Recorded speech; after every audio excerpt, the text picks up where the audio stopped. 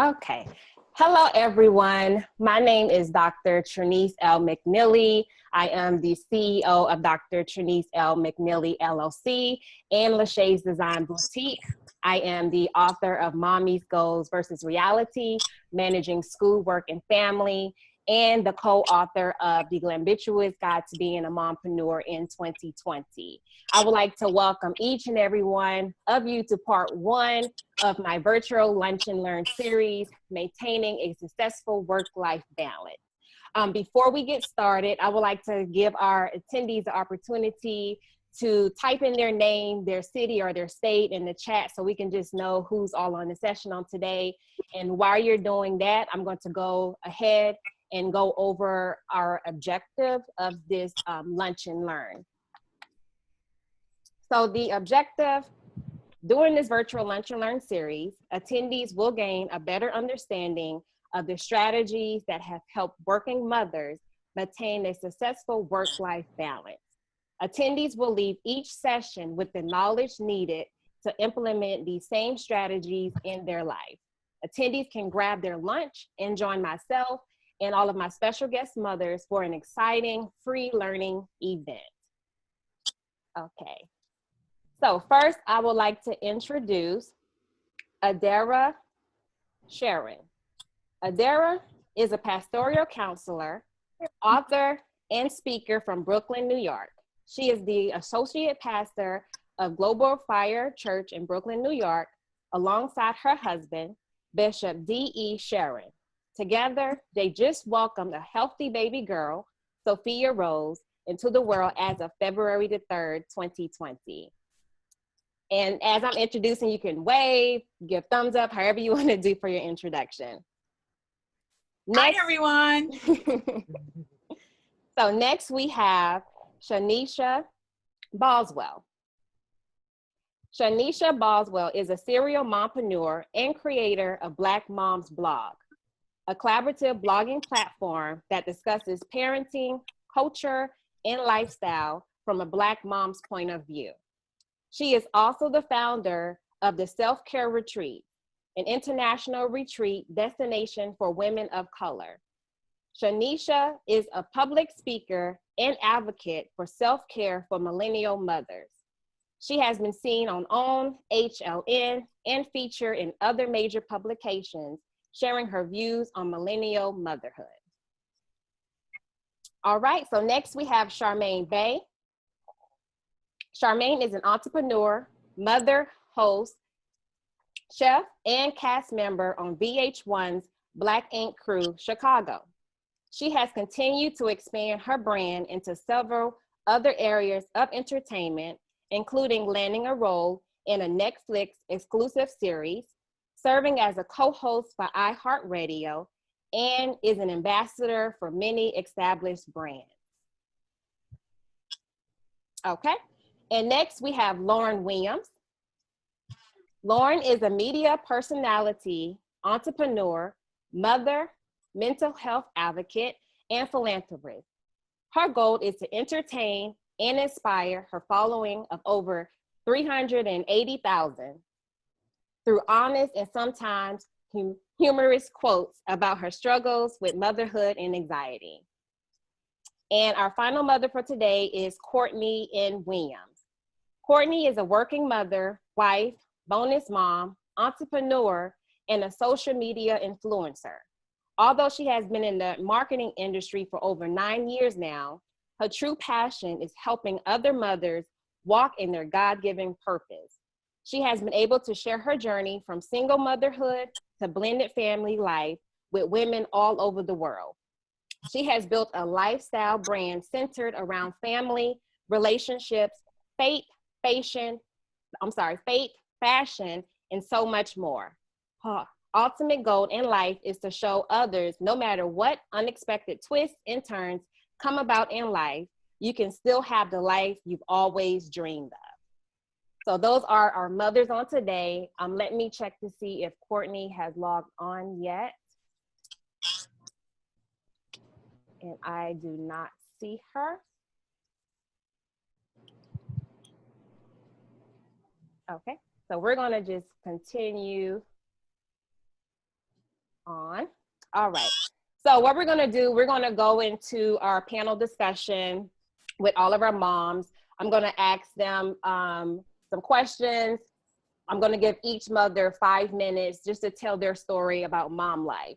And then after that, we will open it up to a 15-minute panel discussion question from the audience. So at registration, we had our attendees to provide questions that they wanted to ask all of the moms. So we'll do our 15-minute Q&A session before we close out this virtual Lunch and Learn on today. So for my first question, the question is, how has being a working mom impacted you mentally, physically, and spiritually? What strategies have helped you to maintain a successful work-life balance? Tell us your story about mom life. And we're going to go ahead and I'm going to start this question with Adara. Okay, first up. So the term working mother for me is a little bit different, I think, from other people. My life is full-time work to the ministry, to serving God's people, to the pastorate, to pastoral counseling, to everything that a ordained minister would do. And it's interesting that I actually lost my job in corporate America right maybe a week or two after I gave birth to my daughter. So the plan was to work Monday to Friday, right, 9 to 5, work in an office, and then at the same time be doing the things I normally do, devoting my life to ministry, right, be available as a pastor when people need to be visited in the hospital. Well, not now with COVID, but, you know, the things that a pastor would normally do, you know, dedicate babies, go visit people who are in the hospital, go pray over people whose family members are transitioning, you know, out of this life into the next. And so it was interesting. I got a call maybe a couple of days after we got home from the hospital, like, hey, we're actually downsizing and your position is no longer needed. We're going to give you a severance package. You can file for unemployment. And we thank you for your time that you've served the last 2.5, 3 years. So it was kind of like my world just kind of turned on its head in a way, because here I am with a newborn, right? There's so much to figure out. There's insurance, there's, you know, all these other things, that there's daycare, right? So there's all these things that I had set up in my mind and had a plan for. And now all of that is like, okay, what now, right? So I was thrust into the task of being a stay-at-home full-time mom, and just trying to figure out, okay, what do I do? You know, I've been working since I was 12, right? I've always had a job. I've always been on the books working. So this was like, okay, how do I work for myself? And out of this, a passion, a greater pull and understanding for what it means to make it work for you and really make the days and the time count. That's really where this was birthed. So I'm grateful to God that today I do have my own small business called Babies on Budgets, where I resell and flip baby clothes. I think a lot of that was birthed out of the fact that my daughter is growing like a small man, right? She's 6 months old, but wearing size 12 to 18 month clothes. And I was realizing, like, okay, there's gotta be a better way to clothe this kid, because I cannot keep spending all of this money. So I was like, okay, how can I find clothes that fit for her and also kind of make money from this? Because if I'm having this issue, I know some other mommies are having this issue too, right? So I'm truly of the conviction that if you have a problem, 10 other people have that problem too, right? So it's up to you to make that solution work for you and make it work for others. So that's really how my business, I guess you could say, was birthed, alongside the day-to-day things I do, like counseling other people who need spiritual insight and guidance.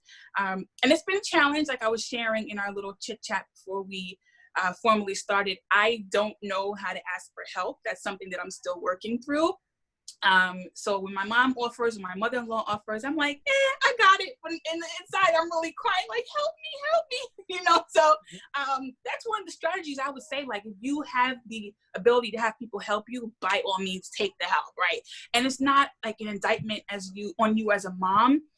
It's really like for your benefit, for you to get more things done, for you to really stretch your potential and just, like, you know, be a more bomb mom, you know? And I think sometimes we neglect the self-care aspect of it, forgetting that we can't pour from empty wells. And if you're not where you need to be, your child's not going to be where they need to be. He or she needs to be where they need to be. So, that's one of the things that I've been constantly figuring out for myself, is how to balance, pouring myself into this new business, but at the same time, not neglecting my daughter and not neglecting my husband either, which is a whole nother conversation, because we pour ourselves into being new mommies and forget that we were wives or life partners, or having our boyfriends or whatever the case may be first. And we can't become so inundated with this baby that we forget that man needs a little love and affection too, right? So trying to find the balance, and without taking up all the time. Keep me on track with time. I could talk, you're girl. good. I'm a talker. So you're good. Something that I am really heavily relying on is a planner, more in the more recent times, and actually physically writing out what I have to do. I do not rely on my phone, because my phone is such a distraction for me. So I could be putting something in my calendar, and then a notification comes from Instagram, and I'm on so-and-so's Instagram, and I'm watching this from TikTok, and it just becomes a whole whirlwind of confusion, and I'm off task. So I utilize a physical actual planner to put dates, everything. Like if I have a due date for something, if she has a doctor's appointment, if I have a hair appointment, I've gotten in the habit of actually writing every little thing down, reminders, right? So that forces me to keep everything in one central location as it pertains to the important stuff, and not be trying to be all over the place and make it make sense, because I'm of the conviction also that stress is also a byproduct of a cluttered mind, right? So we talk about mental health, we talk about anxiety sometimes, not all the time, but sometimes it's because up here is cluttered, and then externally everything else becomes cluttered, or becomes in a state of confusion. And if you can get your mind in order first, if you can organize your thoughts, at least some of them, right? Not everything is going to be able to be put on paper or, make sense, because life is hectic. Things are unpredictable. You'll find that out when you have a baby for sure. You have this whole birth plan, and the kid do the complete opposite of the birth plan, right? So you cannot plan every single thing.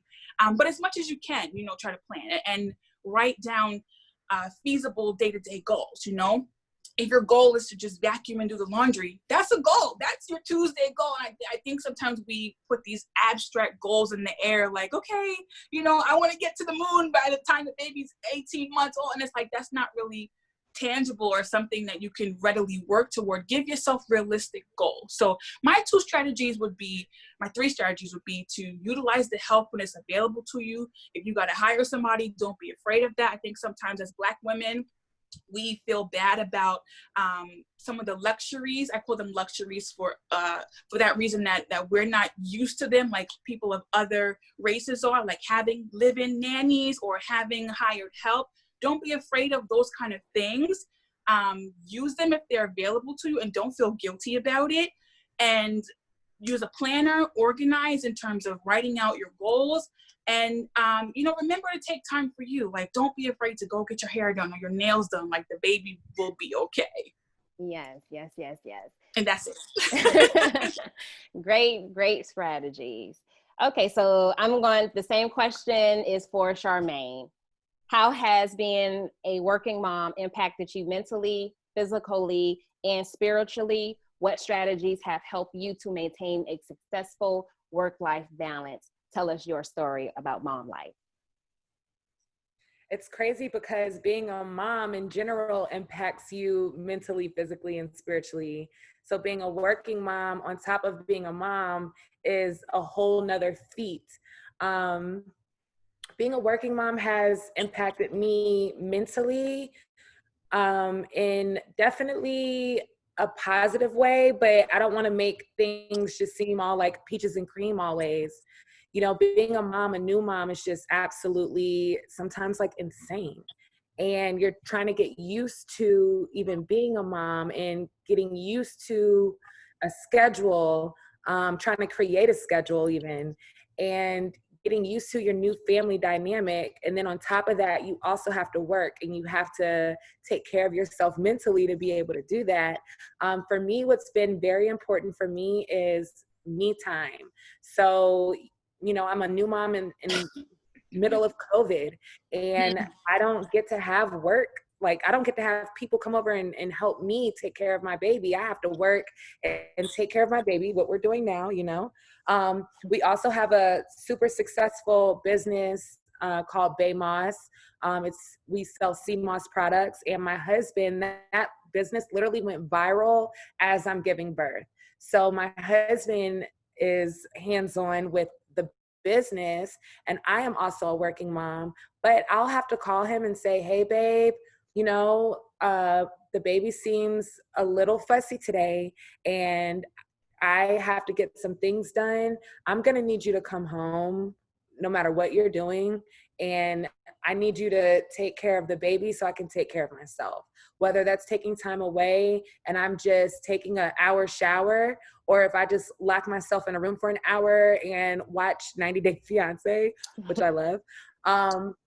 Or, you know, hey, here's the baby and I need to prepare for my work. And it's hard because you do feel guilty taking that time. You really do. Like, I felt so guilty, and also being really hard on myself. Like, I couldn't handle, you know, being a mom. But at the end of the day, I'm a working mom. Like, I have other things on my plate as well.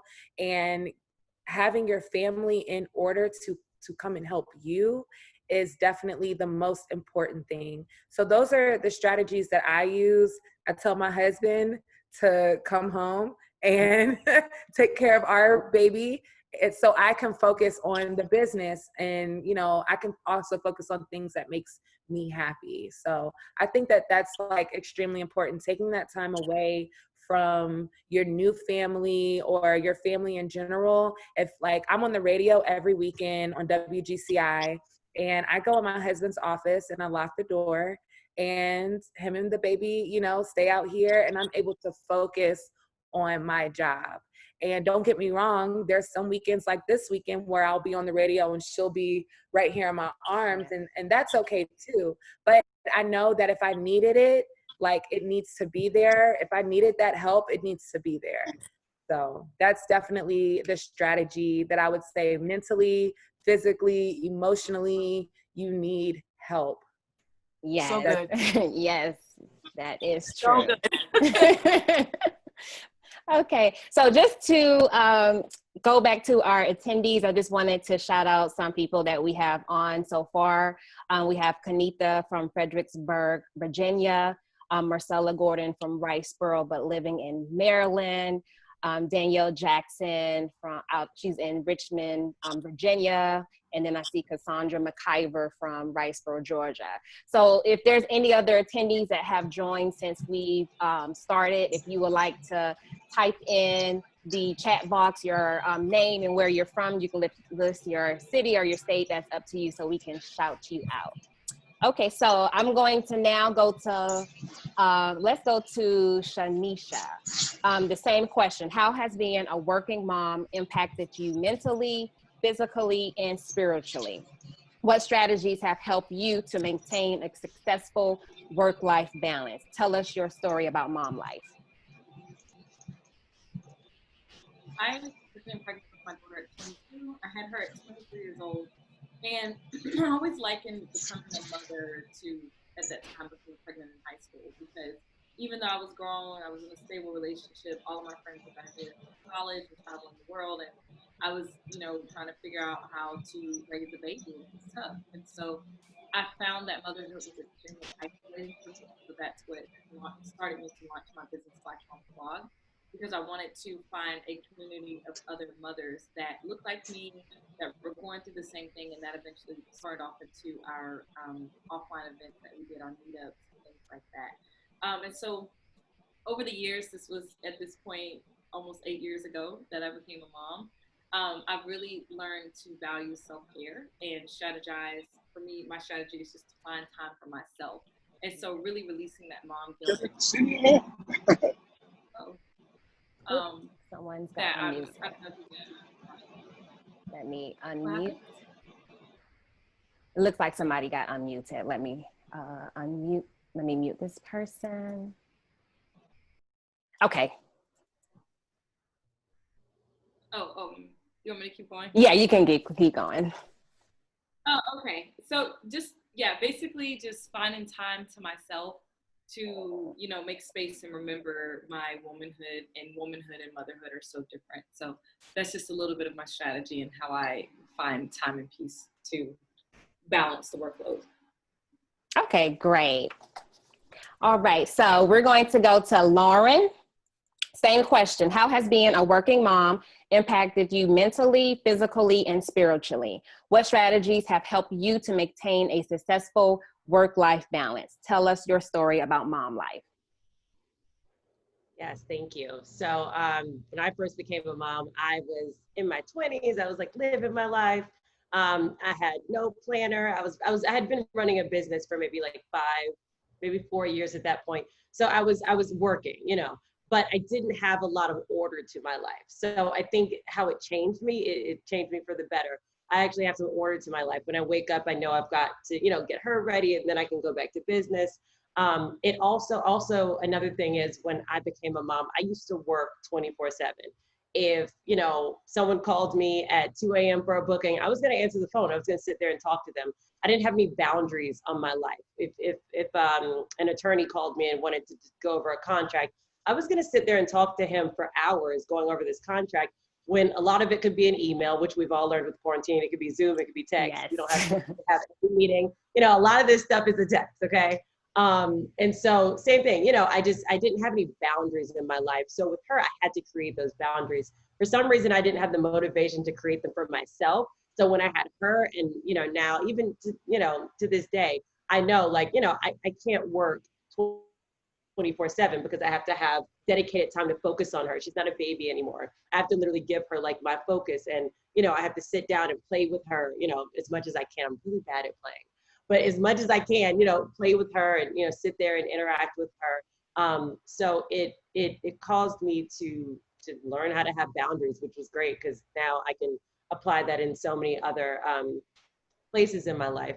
As far as strategies, boundaries, because I'm still not a very scheduled person. I do have a planner. I haven't used it that much, but I have a planner. Obviously we have our iPhones. But for me, it's just boundaries. Somebody says, hey, do you want to do this? Instead of just saying, yeah, I literally go, and whether I have a schedule or not, I go and think about what I have to already do in the week. And I say no a lot more with her, because I'm putting her as a priority, as well as making that time for my business. And like Shanicia was saying, like, you have to make time for yourself. You know, you have to carve out that time for you as well. You can't just go work 24/7. And then you have a child, you go work 24/7, and then take care of the child. You've got to add some time in there for you as well. And the way I implement time for myself is if I schedule nothing in the day, I schedule time for myself. And I know that sounds so selfish, but if I wake up in the morning and I'm like, okay, I know I've got a lot to do today for work, I've got a lot to do today for Bailey, the first thing I say is, okay, but when's my time? Okay, I know I'm going to take lunch today. Lunch is going to be, you know, 12 to 2 is going to be my time. Whether, I think it was Charmaine, whether I'm sitting there looking at Revenge for the 3rd time because I've already seen all 4 seasons 3 times already, you know, whatever I do during that time, whether it's yoga helps me sometimes, meditate, stare at the ceiling, sit in the bathroom, whatever it is, I make sure to carve out that time. And then I can work and be hectic and be crazy the rest of the day, but at least I know I had those 2 hours, or usually it's more like 1 hour or 30 minutes just for me. So I think when you're sitting down, if you have a schedule, if you have a calendar, the first thing you do, carve out that time for yourself that's going to be your calm time, because having that calm time, or knowing that calm time is coming up, helps to motivate me to get me through my first half of the day. You know, it's like, okay, it's coming. I'm going to have my me time. I get it. And then, you know, afterwards, it gets me through the rest of the day, because I'm like, all right, I had a break. I can, you know, get back to this and do whatever else I have to do. So start with you when it comes to your schedule. Great strategies. And each of you ladies pretty much hit on a lot of the strategies that I had covered in my book, Mommy's Goals versus Reality, Managing Schoolwork and Family. And that's why I wanted to continue I wanted to have these Lunch and Learn sessions as a continuation of my book. And just wanted to have other ladies come on and share their successful strategies that have made them successfully manage that work mom life balance. So it was really great hearing all of your strategies that you have provided on today. And what I'm gonna do, I don't see Courtney on yet. I just sent her an email message to see if she's going to get on. Hopefully, because she's out of Texas, so I'm thinking maybe the time difference, maybe she got mixed up with the time. But if she gets on, then I'll ask the same question to her. But in the meantime, we're going to go ahead and move on to our Q&A session with the audience. Let me shout out some of those who had joined. I see we have Sherron from Atlanta, Brandy Smith from Charlotte, but recently moved to Pennsylvania. My cousin Bishop is on from Riceboro, and he's in Oklahoma. Erica Golden, she's in Atlanta. Andrea Jefferson, Douglasville, Georgia. Olama Chawell from the Virgin Islands, but she's in Miami. And then I see Ariel from Birmingham. So welcome everyone to part one of our virtual lunch and learn session. So we're going to open it up now to Q&A. As I mentioned earlier, some of our attendees did provide questions that they wanted to ask the panel. So I'm going to go ahead and read the questions, and feel free to answer the questions. The first question was from Janelle Smalls out of Stratford, Connecticut, and I don't see her on yet. But her question was, how do you work from home and maintain an energetic toddler without feeling mommy guilt? Do you have any helpful ideas to do or have toddlers do while you are working? And I know we talked about mommy guilt earlier.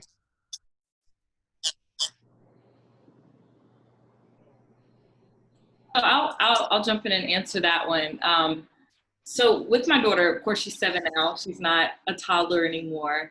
But back then, I think a lot of times as moms, like we have kids, we automatically like, there's going to be no screen time. You have all of these definites of things that you're just not going to do as a parent. And I always say it's super restrictive to put yourself in that box, because especially right now during COVID, you got to take it day by day. And, you know, one thing I do with my daughter now, she's older, so this may not work as effectively with toddlers, but I teach my daughter how to honor her own time and space. And so on Sundays, you know, we do this thing when she's home called separate togetherness.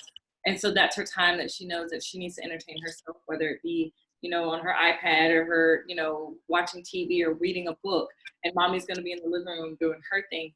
And so I think in the toddler years, because they're so energetic and they're tiny, it just doesn't work that way. You can't just say, hey, go sit over here and do something, and they're going to leave you alone.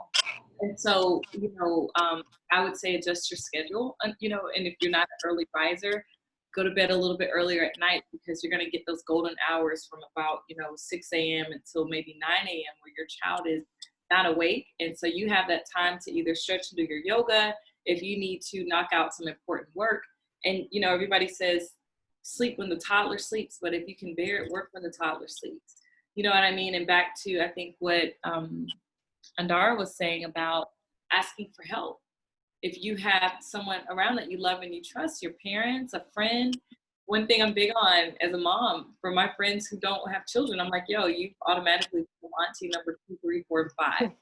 I need you to do something. And so back then, Love that. I would have friends and they would call me on the phone, and I'm like, I can't talk on the phone, but you can come over and help me with this child while I get some work done, and we can have the conversation. So I put my friends to work all the time. I put them to work. And so back when my daughter was 2 and 3, I had a skincare business.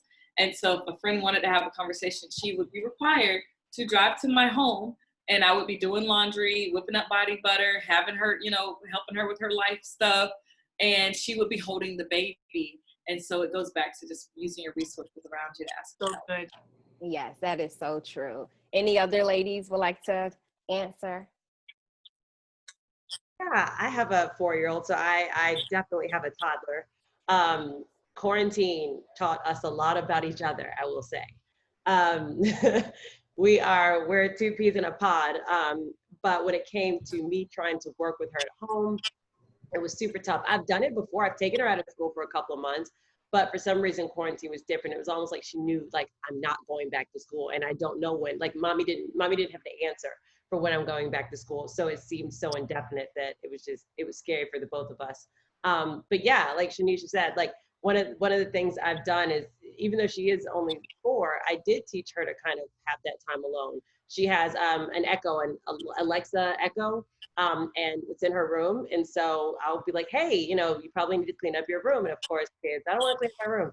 And I'll put on Justin Bieber or whatever she wants to listen to on the Echo. And she will stand there for like 3 hours and just listen to her music and dance in the mirror. And she's got a little rack of dresses that she likes to play dress up. And my sister always says, she's like, Bailey will give you a look at all times. And she'll go put on a fancy dress and she'll sit in there and dance for hours. So I think it's about learning who your child is and what they like, and kind of just watching them. Because before quarantine, I don't know that I really knew what she liked. I took her to school in the morning, I fed her at night, you know, and on the weekends, you know, even on the weekends, we were at my sister's house or at my friend's house. We were on the go, but watching her at home really, like, you know, showed me who she is and what she likes to do. She likes to sing and she likes to dress up. She likes to play Barbies. So I found ways to, you know, allow her to do that in a fun environment by herself. And then when she was done, of course, she runs in there while I'm on a conference call talking to me. But I got 2 hours out of it. And also the waking up early thing, oh my God. I never thought that I would be told to stay at home for 3 months, and I barely, you know, have to go anywhere. And I'd be waking up at 6 a.m. I was waking up at 5 a.m. sometimes. If I woke up at 4 and she was asleep, I was like, well, this is my time. Like, yeah, let's do it. Yes. I was in there making popcorn. I would have a drink, get some work done. So yeah, if you wake up at 6 a.m. and your alarm doesn't go up till 8, take that 2 That's hours. your like, time. do some yoga. That's your time. Waking up early is you would never, like, my mom is actually on here, Andrea. My mom's on here. She will tell you, I do not like to wake up early. I've never woken up early. So, yeah, but the baby. Girl, I was like, okay, I'll get up early just to have that time, like, ooh. And then of course, when she woke up, mommy actually got the stressful stuff done. So mommy wasn't snapping at her. When we wake up at the same time, we snap it. I snap, you know, I'm like, no, Bailey, mommy's trying to do this. Just eat your breakfast, you know, and I hated feeling like I was being mean to her. So me waking up early and getting the stressful stuff done, getting through the emails, by the time she woke up, I was like, hey, we can eat breakfast together, you know? So yes, waking up early and get an Echo on Amazon. They're on sale for $49 right now.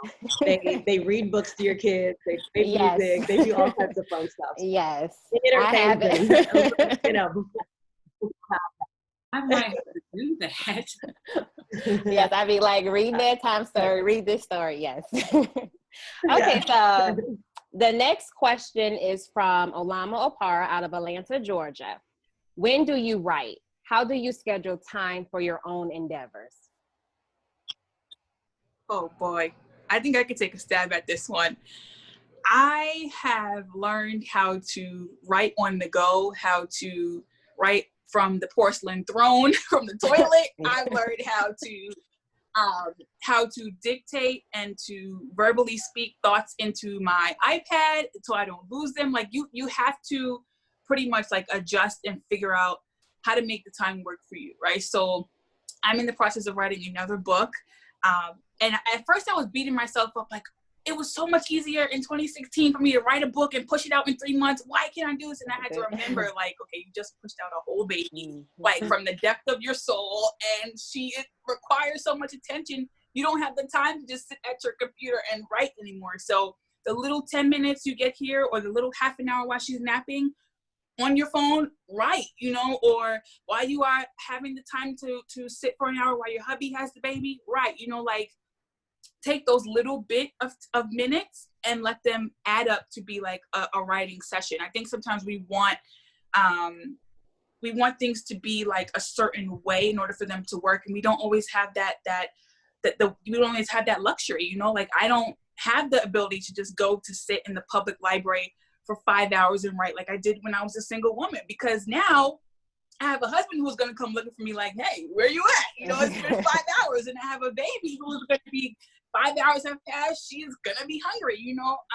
So I think it's a matter of adjusting, definitely, and finding creative ways to make the time you have work for you. You know, if that is writing while you sit and lay down your burdens in the bathroom, do that. You know, if it is while dinner's going, you sit in there and write a quick thought, or try to write a couple of things. If it's dictating it, you know, verbally, that's cool too. And again, getting back to the asking for help, If you need somebody to ghostwrite for you, that's okay too. You know, I am of the conviction now and of the impression that employing somebody to help you write, as long as it's your words and your thoughts, that's okay.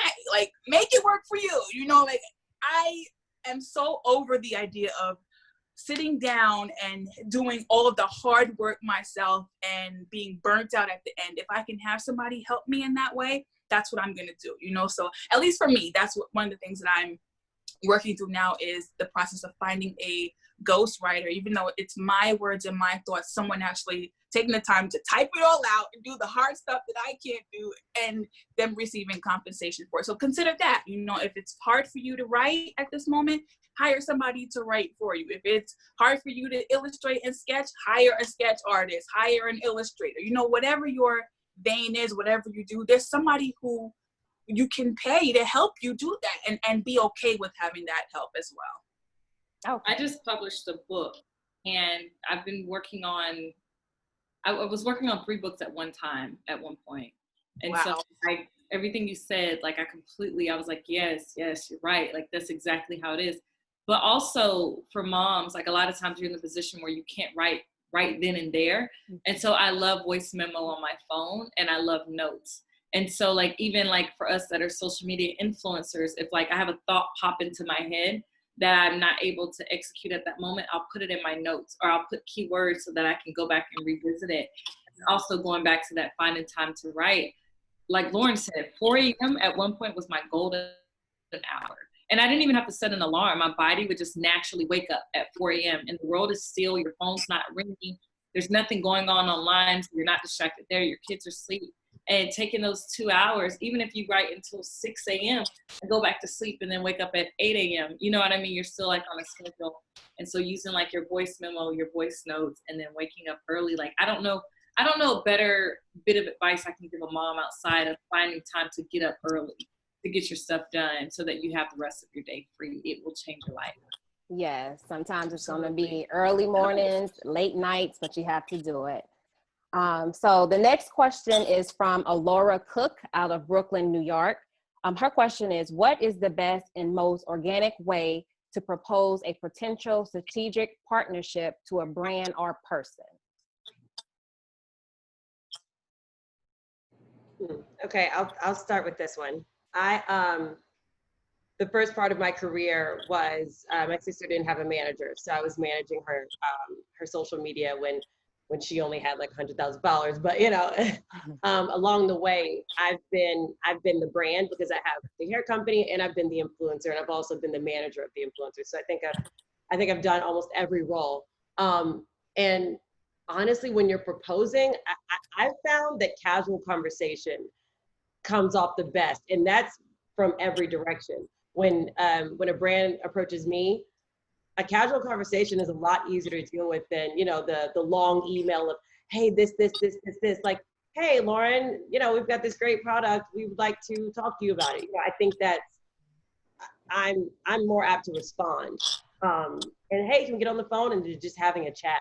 So I think a lot of people, brands, influencers, everyone's like, oh, well, you know, it needs to be like this way. It needs to be so official. But I found in my experience from my different perspectives that casual honestly kind of disarms everyone, and it's not so much of like that contract and things like that. And when you're reaching out to, you know, the company, the main thing you have in mind is, what are they getting out of it? You know what I mean? Because you know what you want. What are they getting out of it? And how can you give them what they want while getting what you want? And sometimes you do have to kind of push a little bit, because I think, I don't know if it's a woman thing, maybe it's just a me thing, but I will give somebody, I'll be like, yeah, you can have $500 worth of hair and just give me one post, that's fine. And after I talk to them, I'm like, wait, Lauren, you didn't even get what you wanted out of that. So know what you want, know what they want, write it down, have it on a piece of paper when you get on that phone call, and don't budge from it, because budging from it is gonna screw you or them, or maybe both. But yeah, a casual conversation I think is fine. I don't think everything has to be a super, you know, serious email and all that when you're talking to brands and influencers and everything. I think I'll piggyback on this too, because having Black Moms Blog, I get pitched a lot for advertising space. And then being an influencer, I also have done my fair share of pitching. And so I think just two small follow-up points. Personally, I'm not a fan of the super casual DM because I get so many. And so I'll have someone and they'll say, I have a brand. How much is it to post on your page? There's no hello. There's no how are you? And so I would say, like, always remember grace and remember that your pictures are people. And we're reading this, and like I've literally had people just be like, "How much is a post?" And I'm like, "Hi, how are you?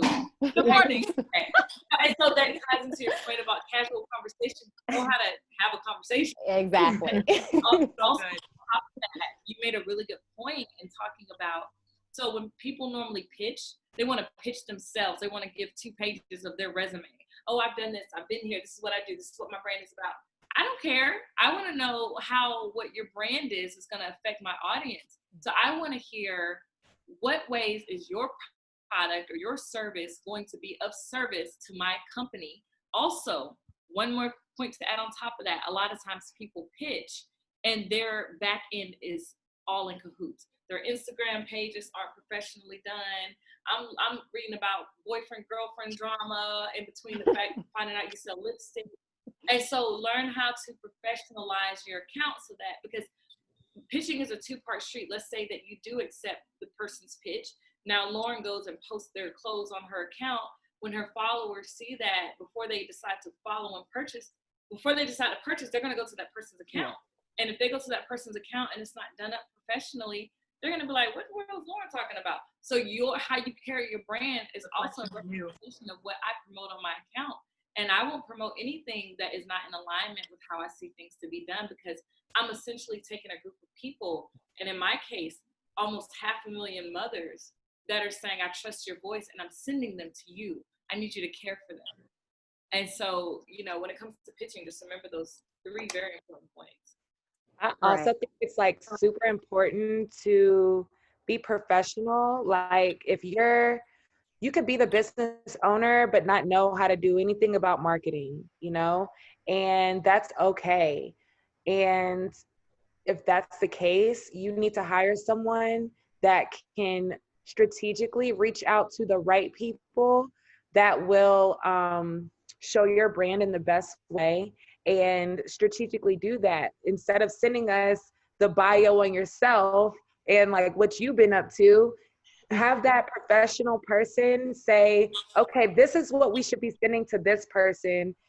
Have that professional person stay in contact. It doesn't have to be the business owner. If you don't know how to do it, have someone else do it, because just like it was mentioned, we get all of these messages, and when it's not set up correctly, I'm not reading it, I'm like, I got someone else, but when I do get something that is, purposeful, I send it to my management team and they decide, hey, this will be a good fit, so I have a management team that decides what's going to be a good fit.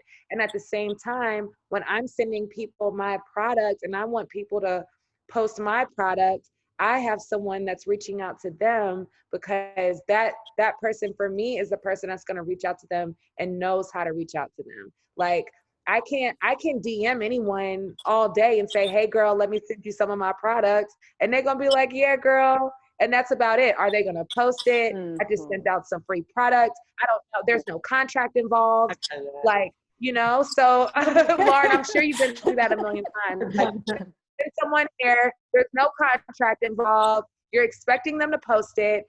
You don't even know if they got the hair or not. You don't even know if they received it or not. And then now I'm wasting my money, my time. Now I'm trying to follow up with you because I sent you my product. And you can eliminate all of that if you just get professional people to step in and make that their purpose. So I definitely think that that's like a must if you're not that person.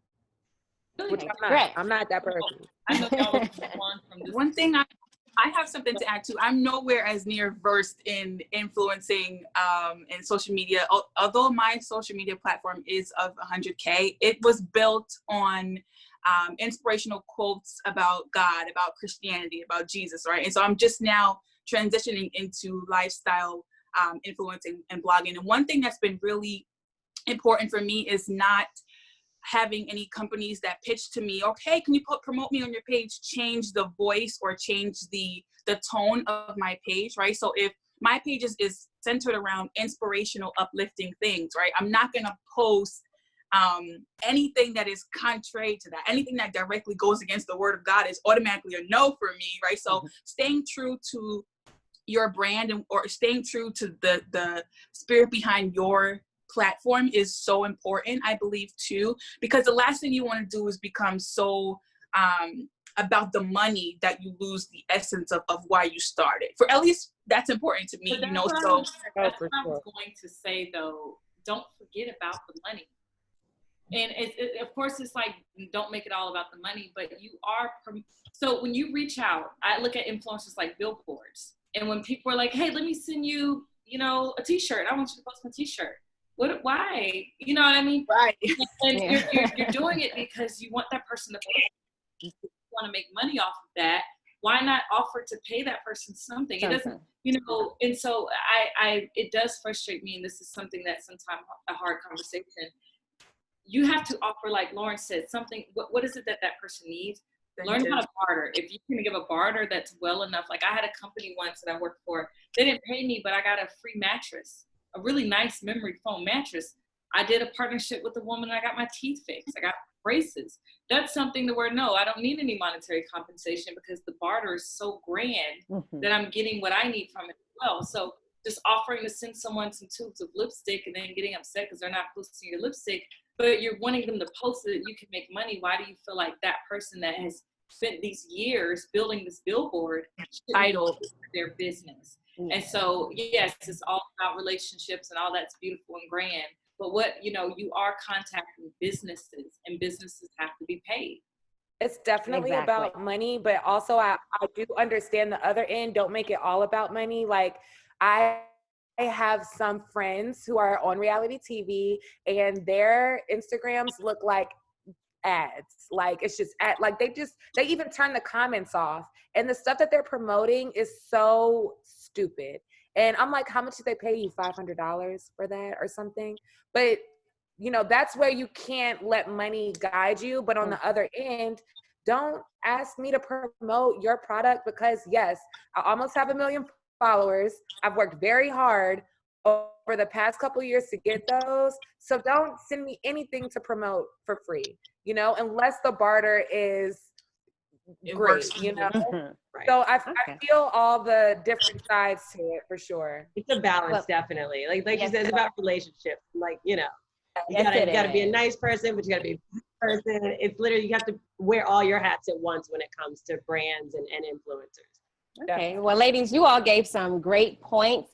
So we're going to go ahead and close out this session. The last question, just let the audience know, what do you have upcoming? How can they connect with you?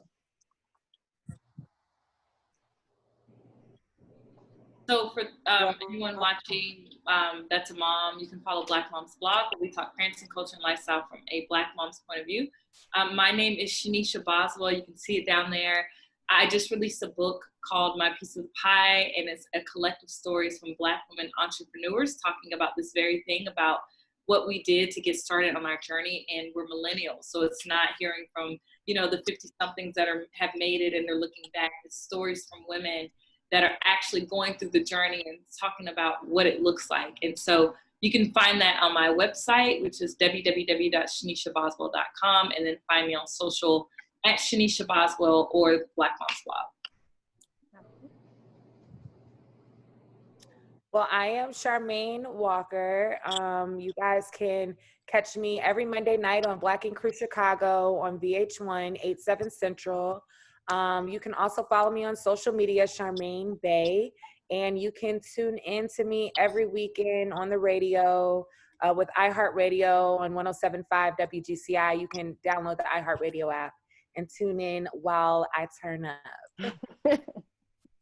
I'm Lauren Williams. You can find me at @LowDWill, and I'm finally getting my website up. It'll be up probably this week. It's www.lowdwill.com. I'm gonna blog a little bit. I'm gonna talk on YouTube. A lot of people have attached themselves to my captions on my pictures, and they want me to expound on some of those subjects rather than just being held to that little space under an Instagram photo. So I'll be there giving my thoughts on mental health, anxiety, how to feel better, yoga, momming, all that good stuff. And of course on Housewives. We're not on right now, but we'll be back in November. I am Adara Sherron. You can find me on social media at Adara across the board, Instagram, Twitter. I'm not on TikTok like that. I'm not on Snapchat. You know, I have nieces and nephews that are on there, so every now and then I make a cameo. But in terms of my own social media, this where you can find me. I do have my blog, which is called Adara the Explorer, where I talk about all things mommyhood, faith, mental health, you know, just things that I learned that I believe will help other people. And so you can find more blogs from me there. Okay. And I just want to thank everyone for tuning in today for part 1 of the Virtual Lunch and Learn series. The next event will occur on September 19th. This will be part 2 with a new group of mothers. So I just want to thank all of my special guest moms for for participating on today in this panel. Really appreciate you all. So thank you so much. And I can be, you can follow me on social media at dr.Trenese McNealy. And again, thank you everyone for participation. I hope you all enjoy part 1 of this session, and I look forward to your participation in the remaining parts. You all have a wonderful afternoon. Thank you. Thank you so much. The pumpkin, it's so cute. Hey, bye. Bye. Bye-bye, everyone. Thank you again. Bye-bye. Bye. Thank you.